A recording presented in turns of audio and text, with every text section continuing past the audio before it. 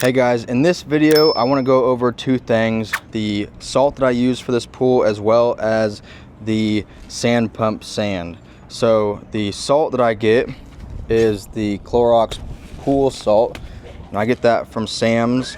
At the time I just purchased this lot, it was like $7.48 per bag. So these are, what are these? These are 40-pound bags, and I have 7 bags here. I'm not going to use them all.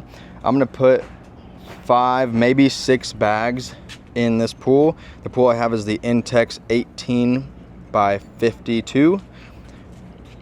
So as simple as that. I'm going to slice these bags open and then just evenly disperse them in the water, and then just let the pump slowly mix that together. So that is the salt that I use for my pool.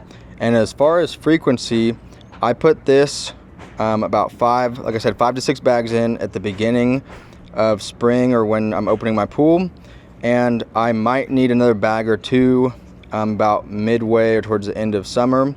But other than that, most seasons, that's all that's needed to keep the salt levels good.